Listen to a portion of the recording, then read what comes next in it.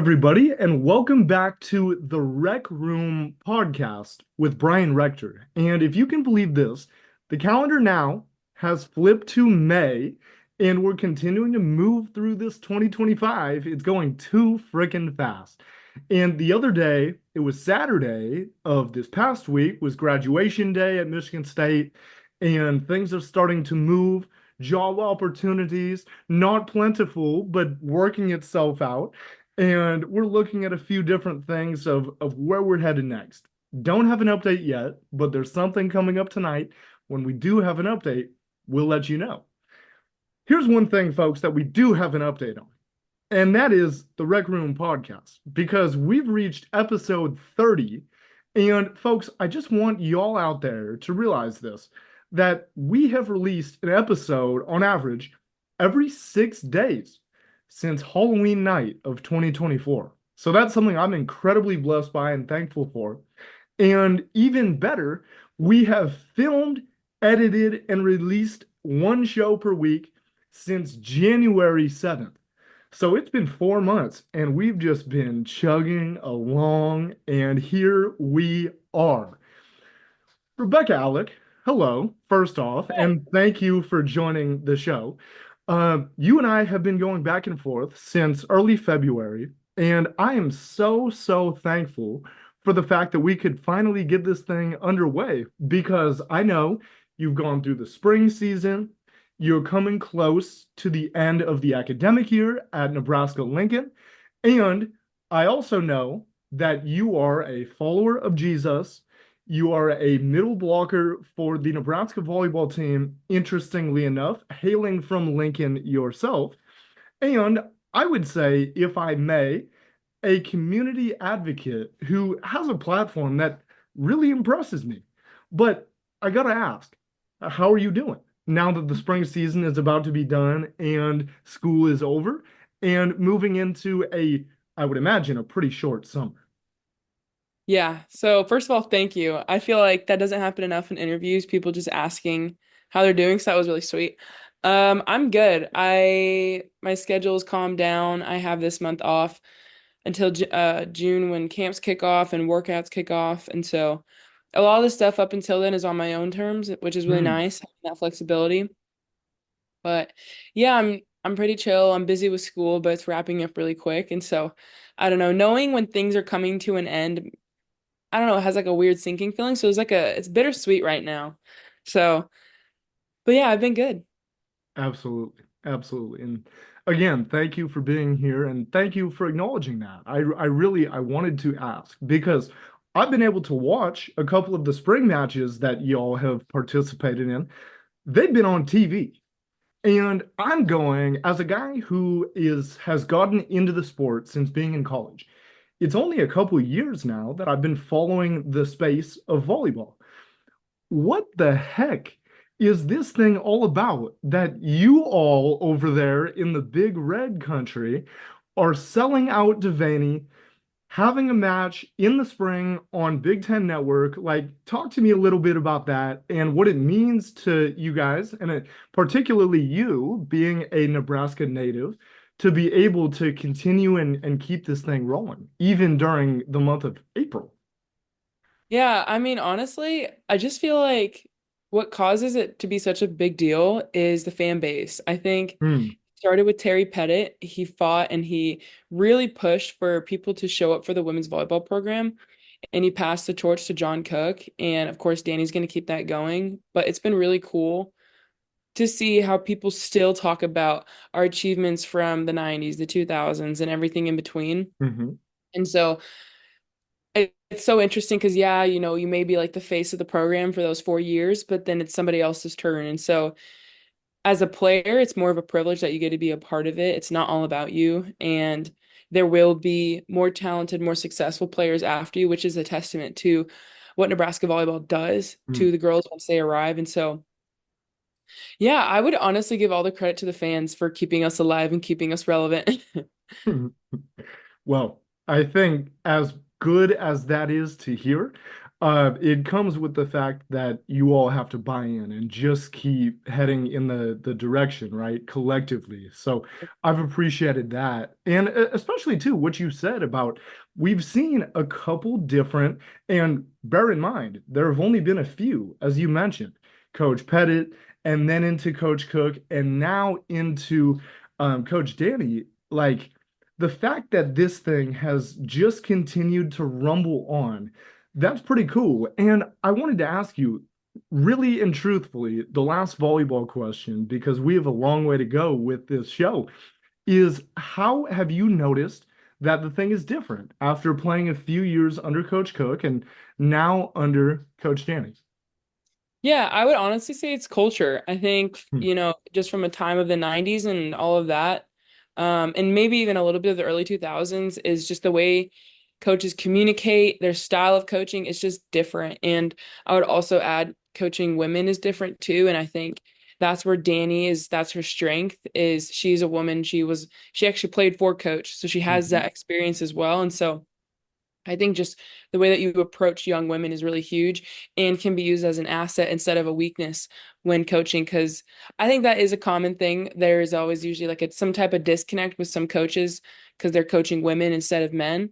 But when you start to adhere to what makes a female athlete unique in comparison to a male, that's when you really start to reap the benefits from that athlete. And I think Danny really understands that. And also, I don't know, maybe it is the pregnancy or her personality, but she's just down to earth. She's just straight to the point. Um, but yeah, I just love her personality. I think she's a great fit for the program. I have described her as everything that Nebraska volleyball needed, and there is honestly no one better for the job. And I Mm. would die with the test. Wow. I really do think that this job was meant for her, Mm. and I am so grateful that I get even a year under her. Um, and it's been nothing but progress and rapid progress in our gym. I mean, who we were from week one to the last week of season in spring, there's a lot that people should be scared of when we get to fall. So I think we're going to be a force to be reckoned with, and Danny will be leading the way with that. So, Mm. Absolutely. Absolutely. And I think one of the things that you touched on earlier in your answer that struck a chord with me is the objective of communication. Because I think what I know to be true about you, and if I'm wrong, please feel free to redirect, is that you are the epicenter of communication within that team from the player's side. And I think that one of the reasons why I say that is because I shouldn't invest as much time as I do. But every time there's a post-match press conference or an interview with some of y'all, I'm always tuned in. I gotta check it out. Because one of the things I truly, truly care about, even with this show, is being able to bring up the level of storytelling from the athlete perspective. And I think that's like where we've gone wrong in journalism, is mhm. getting away from that, moving to what other people think who don't know. And Ex- I have loved hearing your press conferences. Where does that ability to communicate, be cohesive, and to share and speak on deep things, things from the recess of your mind, where does that come from? Gosh, it's hard to say. I think a lot of it comes from my parents. Both of Mm, my parents are incredibly outspoken and just very bold and articulate and intelligent people. I think they're bright minds, but I think most important and my favorite thing, as I said before, is they're outspoken. So mm, maybe in the beginning it didn't always come out clear, but they knew what they were talking about. And so that kind of confidence of just, I know what I'm talking about. And it even comes with confidence to acknowledge when you don't know what you're talking about. Just be like, I'm sorry, I can't answer that. And so yeah, don't be a fool, be honest. I think it's really easy to tell the same story when it's true. And so I think that has given me a lot of confidence. And again, my faith gives me a lot of reassurance. Just, audience of one. It's like all I need to do is please him. Am I being humble? Am I being honest? Am I being honorable? All those different things. And it can be hard because sometimes the truth exposes certain things about other people. And that's when you need to navigate keeping it respectful. So that's honestly the hardest thing for me. But I think what allows me to be so open and honest and clear on the mic is just experience. And I've never been afraid to put myself out there because at the end of the day, it's all about being seen and being loved. And if you never put yourself out there, how can you receive those things? 1000%. 1000%. And I know that something that maybe isn't a gray area, so to say, but what some athletes work on is finding that balance between speaking within the lines versus being an advocate for a community. And I've felt the last few years like you've found a way to walk that line. What are some of the ways that you've been able to be involved in the Lincoln community, being that it is your home one, near and dear to heart? And what has the overall reception been of you doing that, of you being an ambassador for the city, the state, and the program too? Yeah, absolutely. Well, it's kind of hard to pick from, but my most passionate one is I've Got a Name, which is a local organization stationed here in Lincoln, and it's about tackling sex trafficking. Mm, And I know that word alone can be triggering for people, but I think that should excite us in a way. The fact that such a simple phrase can be so triggering because it's like there's no way that that's real, and let alone no way is that real in my community, and it's mm, hard to admit, but the quicker we can open our eyes and talk about it is hopefully we can cause some type of recession from the pedophiles or from the perpetrators, because the more that we play hush, that's where they operate, is in the hush. mm, And so that has been my most favorite project because I don't I don't know, it just hits close to home. Like I've had friends who have been affected by these types of things, and it's just so vulnerable. And two, just as a woman, like just protecting our innocence and our dignity as women in the community has also been part of the reason I've been so passionate. But I think the way that it's been received by my teammates, families, friends has been nothing but love. mm, Um, Again, there's been always been some type of like conflict issues on the weekends when it comes to the Walk for Freedom or other events, but there has been shown interest from my teammates, which means a lot. And again, I've gotten support from my coaches, my mom, of course, my parents, really everyone in between. They've all showed great support, and some of them have even come out to the walks or donated. And yeah, it's just one of those organizations that isn't just talk. Like I know Pam and Megan, they are the two outreach head honchos essentially that go and talk with the victims mm, and try to get to them to counseling, because you have women who don't want anything to do with people because they've been violated.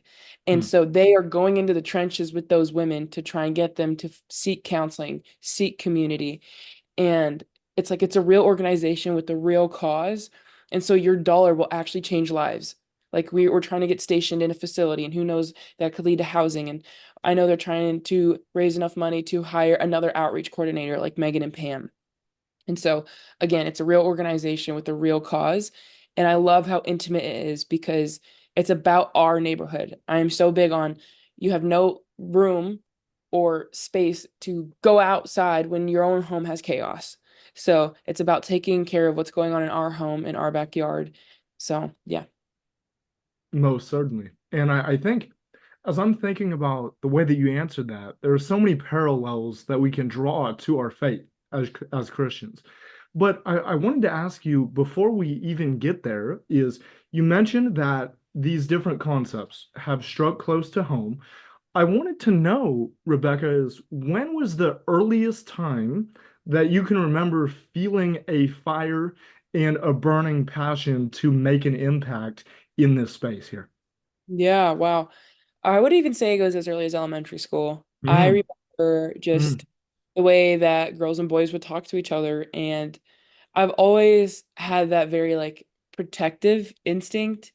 And, there's always been different trials and tribulations in my life that has also caused and carved me into that figure who wants to protect others.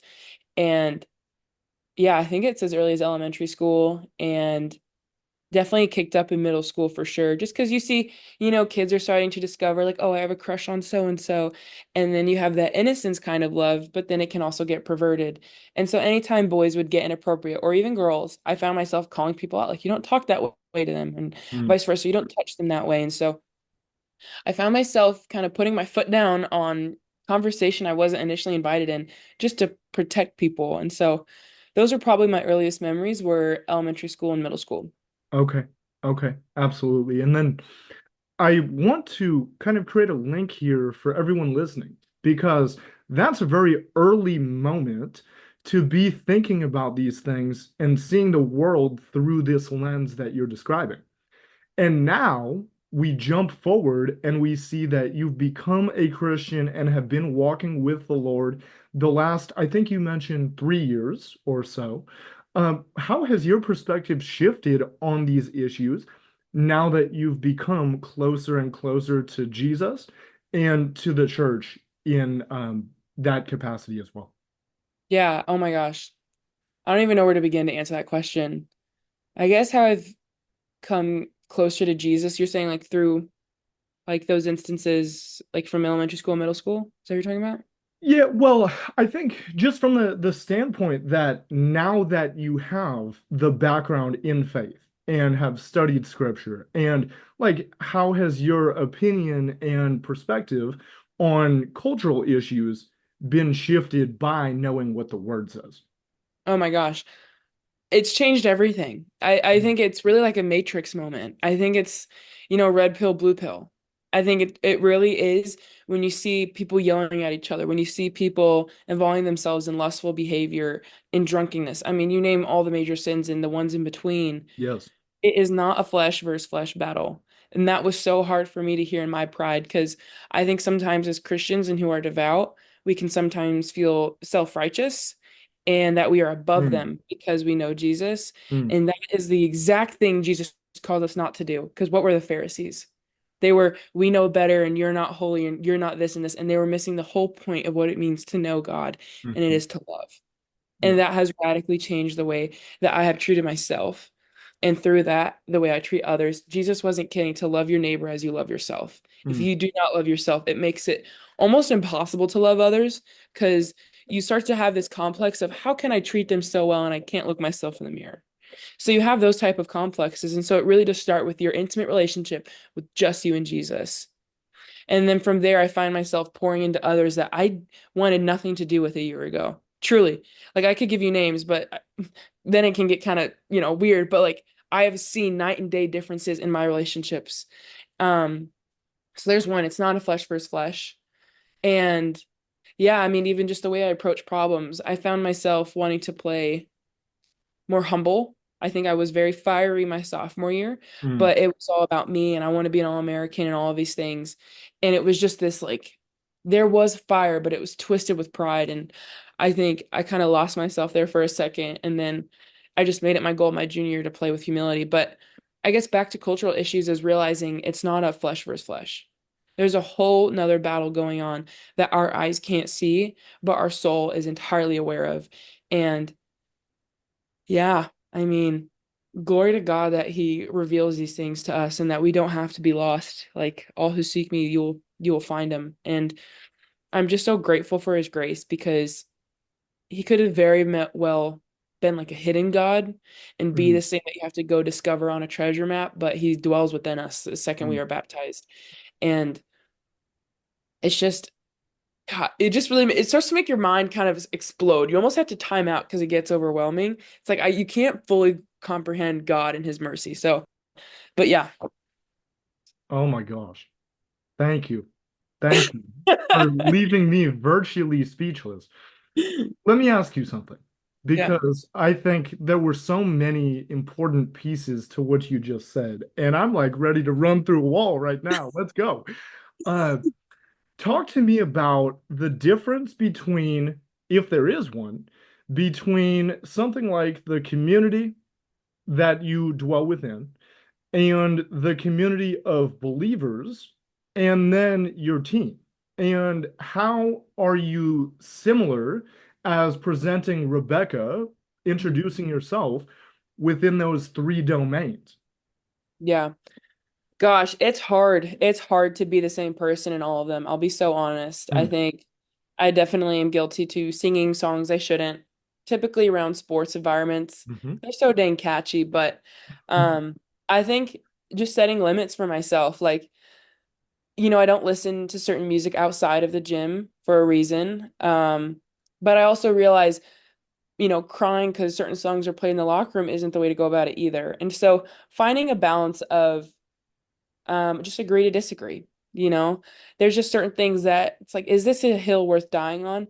And am I doing this because I love them or am I doing this to be right? And so finding that balance has helped me out a lot, just realizing there are just certain things not in my control.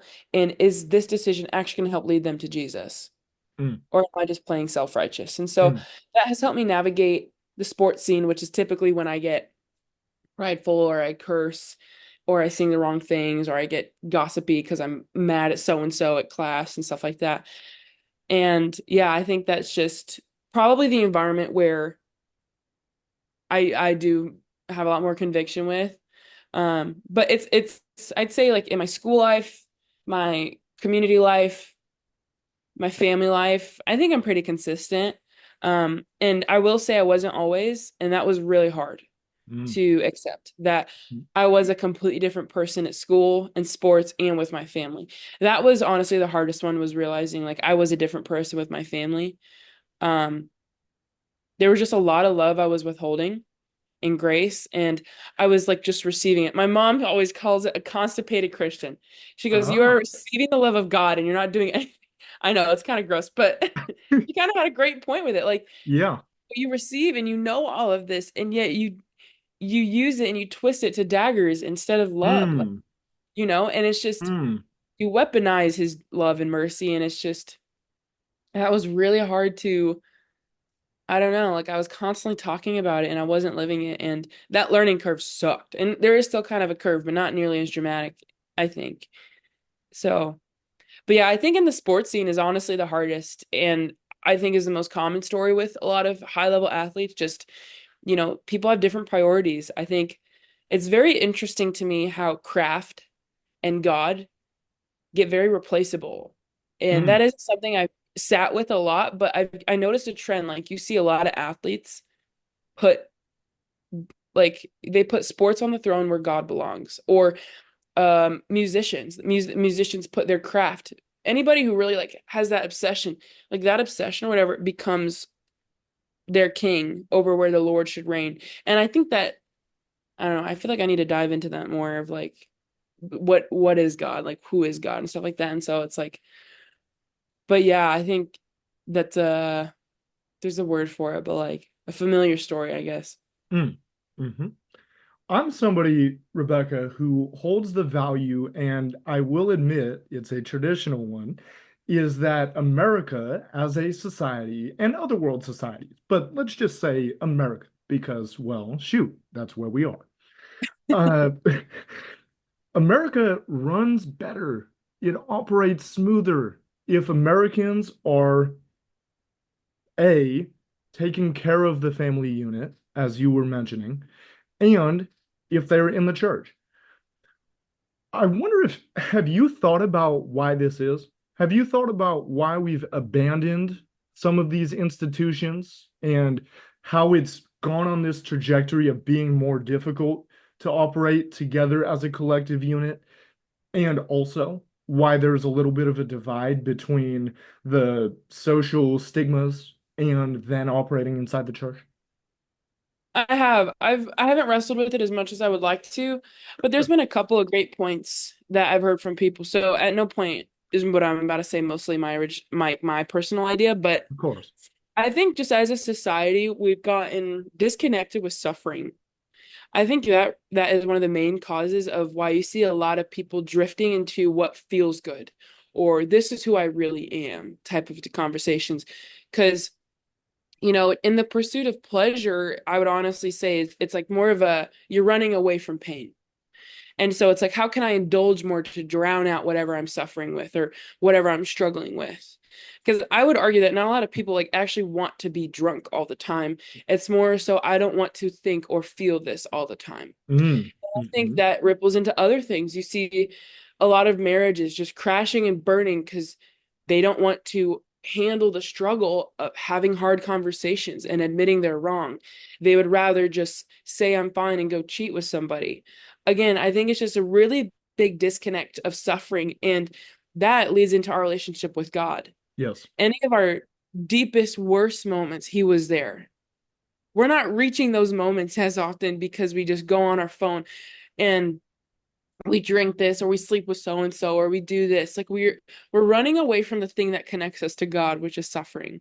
And so I think that's been a really big movement, at least in the Western culture, of like just do whatever you need to do to be happy. No, sometimes you're meant to struggle. Sometimes you're meant to be isolated. Sometimes you're meant to, I don't know, just crucify the flesh. Some people have been fasting, and I know that's been incredibly beneficial. That's like all the way to the Old Testament. Hmm. And I think there's just been a really big disconnect that, like, suffering is what makes us human. We're not meant to be happy all the time. We're not meant to do what feels good. And you could go into like the scientific benefits of, suffering and boredom, the creativity that comes from boredom and stuff like that, and the Mhm. better connection that comes from boredom. But I really think that the number one reason I would stand by why it's been so hard for people to get back into the church and fall away from the family unit is because people don't want to suffer anymore. They Hmm. don't they're entitled to a painless life, when in reality suffering's inevitable. We're all going to go through it. And we find people crashing and burning because of one inconvenience, because they were, you know, high on something their whole life instead of like living in the real world where it's really freaking hard. Rebecca, can I be honest with you? Yeah. Every answer you give, I feel more proud that we're doing this conversation. Genuinely. Thanks. Yeah, yeah, yeah. There's a sticker on our mailbox outside my house in East Lansing that reads, "When everyone left, God was still there." And that's something that struck a chord with me when you were answering what you just did. Because there's this quest to abandon who we are, to be who we desire to be. Now, one of the things that I know about you as well, which I don't want to be presumptive, but again, hear me out, is that you have lobbied and been involved in the protection around women's sports. I feel like this is one of the discussions where we consider folks who no longer want to be who they were called to be.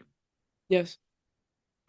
When did that become something that you were passionate about? And how has your understanding of who Jesus is and how he's revealed himself to you changed the way you think about this issue at hand?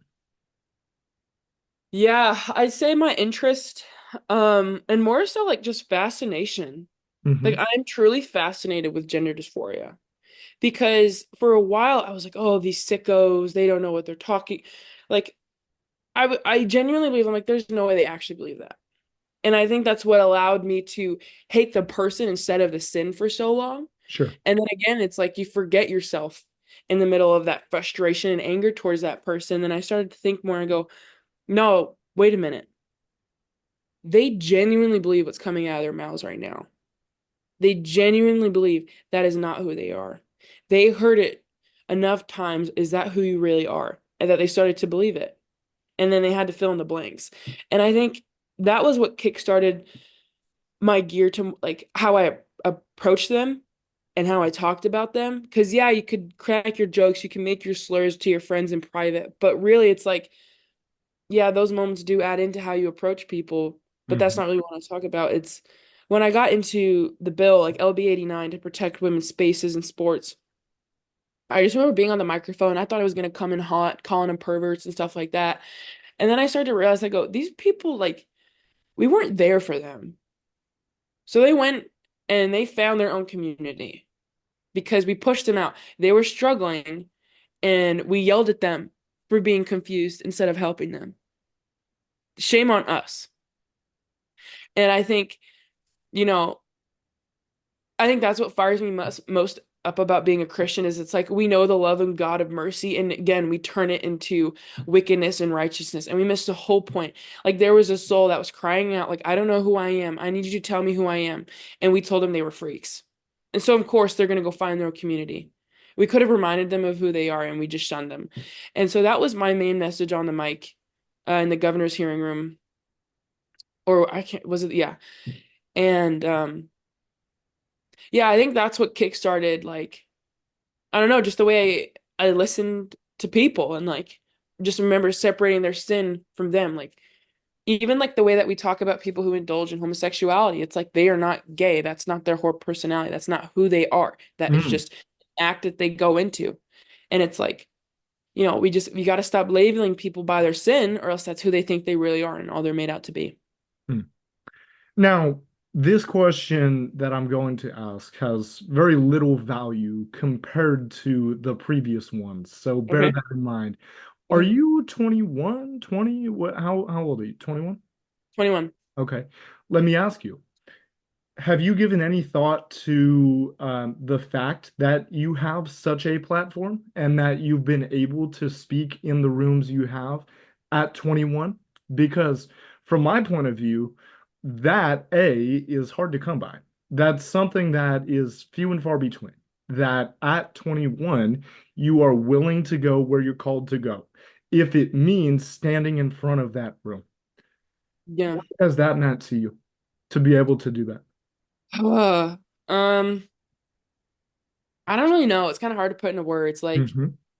God willing, again, in the Catholic Church, there's typically like three different vocations. And so it's either to married life, to sisterhood, or there's sometimes a consecrated single life. Are you familiar with those? Yeah. Okay, sweet. And Hmm. so, God willing, I get to be a mom. I think a lot about my future children. Like, if I challenge them to answer that call young, I have to do the same thing. And so it's like, we're never too young or too old to answer that call from God to do the right thing. And sometimes it leads you to the governor's hearing room, and sometimes it leads you to hugging somebody on the street. So it really doesn't take much to share the love. It's just the hardest part is saying yes. Everything after that, it just kind of happens. It's again, like, there's all these amazing phrases like, there are doors that God shut because of, like you weren't there. It goes really good. I can't remember how it goes, but it's like, no, there are conversations that God heard that you didn't. Mm, And so when you start saying yes, people will naturally start to reject you and accept you. It's very interesting. Like when you take an initiative, and it could be on anything. So I'm not even saying like choose my side. When you actually stand by something, that makes people uneasy. Like it makes them having to set, like I have to choose. And people mm, don't want to choose. Again, mm. it goes into being uncomfortable That's right. and accountability. Like people want to be like, well, I agree with this, but not these few policies. So don't be mad at me. It's Sure. like, no, you need to stand by something and believe in something for your own well-being as a human being. Mm, And so, yeah, I think just answering the call was, everything I challenged myself as younger. Like I want to be a saint. I really do. But most importantly, like I want to be with Jesus because in my life of like trials and tribulations in my faith, I know what it felt like to not have him around, and it's meaningless. Like you wake up in the morning wondering what you're going to do. It's like, yeah, I can't do that. I can't do that. I'll get this done. But then you go to bed and you wake up and can't wait to go to bed. Because honestly, the only time you sleep is when you feel at peace. So I know what it feels like. And I remember my journey back to the church because I fell away in the summer of 24. hmm It's like I would rather struggle with the reality of the Eucharist than to confidently reject him. Like I would rather struggle with the reality that there is a God and there is sin than to live and act like there isn't, because that is a foolish behavior, knowing that this end is inevitable and for me to act this way just because I don't want to feel something. In the end, I end up numbing myself even more. It's very interesting when you start to dive into like what it is to be a human being and like who created us. mm, And I just, again, like just suffering. It's what brings us to Jesus. That's where he found us. That's where he saved us, was in suffering. And so it's just, yeah, answering that call. It's like all it takes is one yes, and it's uncomfortable. And then you take another yes, and it's like, have you seen The Chosen? No, I've Oh, only heard. Only I'd heard. highly recommend. Hmm. Um, there is some Catholic teaching I was told was left out, and like they kind of left some out from like the Last Supper, but for the most part, still very beautiful. Okay, sure. There's one scene,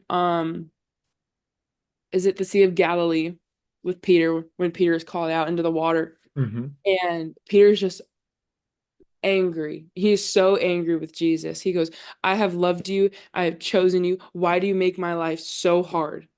And he goes, this is all just to refine your faith, to prove that it is genuine, that you're not doing it for the likes, for the follows, for the approval. It's like, do you love me?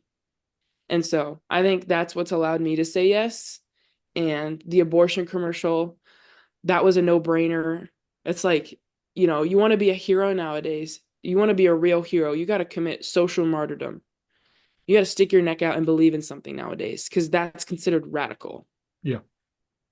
Yeah. And I'm glad you brought up that commercial because there's something I want to share with you when we get off the interview.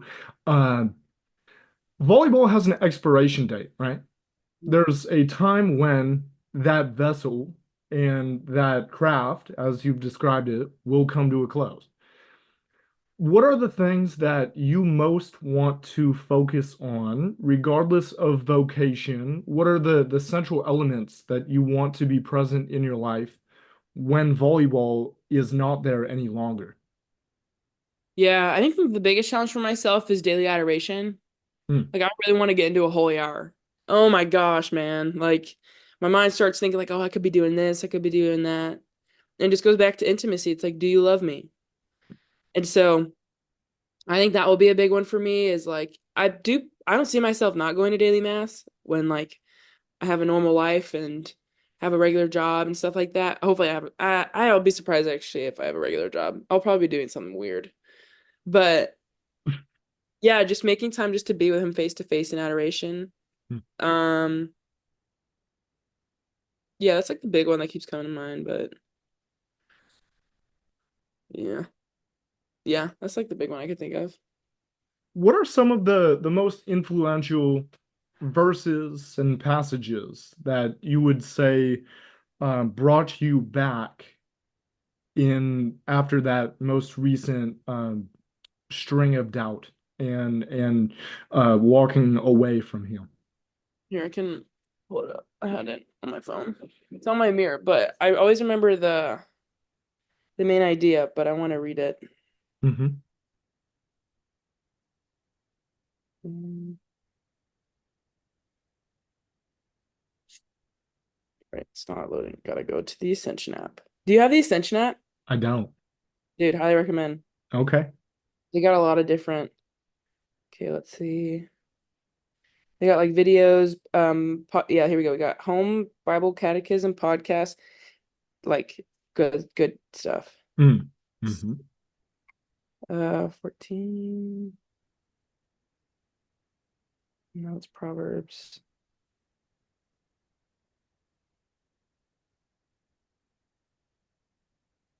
No, that's not the one. I can't remember. Okay, can I grab it from my mirror? Yes, of course. Okay, I have it on my mirror. Sure.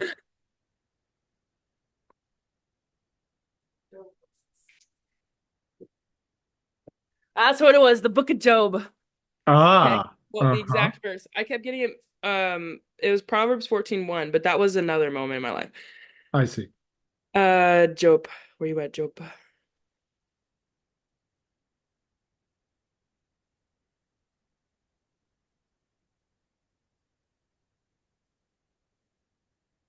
Okay, wait.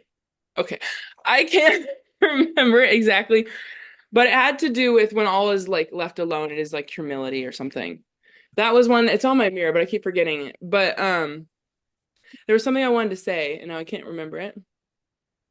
I apologize. Oh my gosh, no Right worries. now. But yeah, no, I kind of just bounced around. I remember reading through the Book of Job Sure. quite a bit, and then, but yeah, I don't really have one off the top of my head. Okay. Most certainly. Sorry. No, no, no, no, no, no, no, no. Don't even mention it.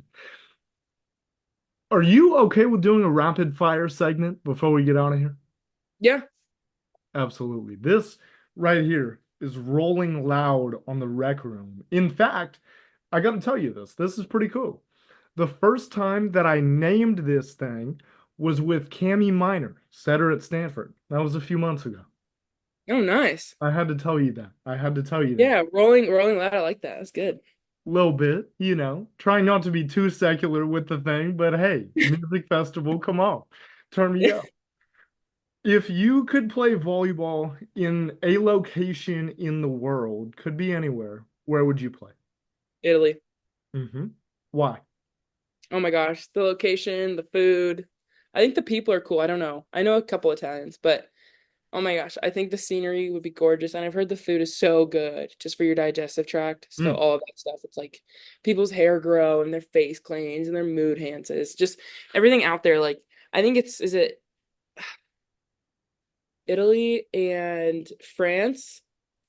That a lot of like those super old places, the way they store their water is part of the reason why their food is so good. mm, Water mhm. basins, they have stone water basins instead of like plastic metal ones like we have here in the United States. Yeah. So that type of stuff, I'm like, man, probably tastes amazing. So, You know what's also really cool about Italy, at least in one region, is the longevity, right? Is oh like yeah, the reasons you were describing. It's, a expected lifetime of like 89 years on average. And you're going, what? Like that's not America. yeah. That's wild. That's wild. What is your favorite worship song, if you have one? Oh my gosh. I have to pull it up. I gotta see who it's by. It's I Trust in God. It's not loading. I use Spotify. I don't know who it's by. Hmm. Oh, I Trust in God by Elevation Worship Yeah. and Chris Brown. And I'm going on. Going on. Oh my gosh. If I become a nun, this will be my, I don't know if we get an ordination song, but this will be it. Lost in Your Love by Brandon Lake and Sarah Reeves. Uh-huh. So, like, the beginning part when it's like the creeks and the crickets makes me want to cry every single time. Mm. Just, oh, I think that's everything he wants. Like when he asked Peter, "Do you love me? Do you love me?" That's the song. It's like that's what we responded. Yes. And talk about Brandon Lake. That dude is going off right now. It's been remarkable to see that Yes. trajectory. Very cool. Yeah. Very cool. In order for, no, we'll go here first. What are three words to describe your life at current? Great question. Busy, bored, um, easy. Okay. Yeah. Unpack easy for me. I gotta hear that. Yeah, it's just like, I look at the grand scheme of my life. It's like I have my own apartment, it's paid for, I got a cat, Mm, my bank account's full, my belly's full. Like I am incredibly taken care of. mm. Like the things I get to complain about is crazy. You got people with real problems out there. So the fact that I have people texting me and waiting on me and yet I'm still bored, like I'm living that third world country. Or is that the right word? First world? The first world. First, yeah. Yeah. So I'm like, my life is good. So Tell me a recent Josiah moment that brought laughter to you. a picture I just saw him. He was on his girlfriend. Her name is Raina. Hmm. She posted him on his story in front of Joe Kansas City barbecue in his freaking hair. Oh gosh. I'm just like, Joe, you are so unapologetically yourself. So yeah, it just like brings me joy. And it's good to see him back home. He's spending time with her and then he'll come to Lincoln. Hmm. So I'm like, all right, yep, that's Joe in all his glory. So Lastly here, and then I know we'll get ready to get out of here. And thank you again, by the way. I just so appreciate you for being willing to do it and for the conversation we had. Um, in order for your 2025 to be complete, what has to transpire? oh gosh, I don't know. That is a great question.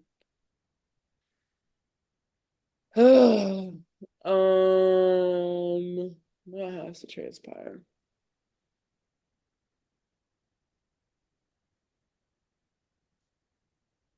Oh my gosh, maybe it's between like going. So I want to go visit my dad, my biological dad. He's down in Texas. So I want to go visit him, Okay. and I want to refurnish or volunteer at some type of construction site Mm, of like housing. That's something okay. I'm really passionate about, and I think I would thrive.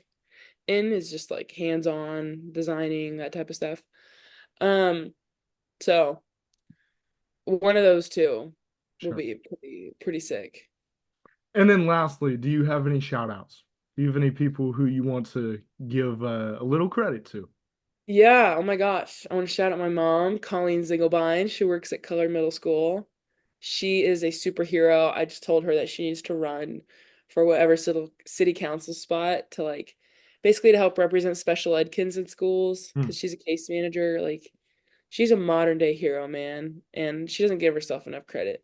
So Colleen Zingelbein, you're a dog. I'd also like to shout out Father Sassy and Father Kaup. They are the priests, and Father LaRue. He's also a hoop. They are at the Newman Center, and they are part of the reason why the Newman Center is so great. One more person. Oh my gosh, Stacy Burling. She works at Life Skills. She is the Life Skills department at UNL. She is like the head reason why this Panama, it's like a secular mission trip essentially that happens. They have one Panama and Ecuador, and she took the charge on that. And I'd argue it is one of the life things that Life Skills does that actually has output. You see pictures, you see student athletes actually building schools, playgrounds, kitchens for these kids in Panama. And so I think it's amazing that she fought so hard for it to be a thing. Most definitely. Most definitely. Well, thank you so much for your time. I can't tell you how much I appreciate it and how we have thought about doing this show, and now it happened. And I just want to say I appreciate the fact that you continued to carve out time for me. And thank you also for being who I had a feeling you might be, which is somebody who is able to expound to levels that are just bring me joy as somebody who asks the question and gets a very, very, very well thought out answer. So thank you. Thank you, Brian. It's been a hoot. This is really fun. And that's what we got for the Rec Room episode 30. I'm not sure what the future of the podcast is, being that we're graduating and moving away to new frontiers. But shoot, if that is one of the final episodes to the podcast, Lord willing, it's not, but that's a pretty good one to end on. So, Rebekah Allick, thank you. Thank you, Brian.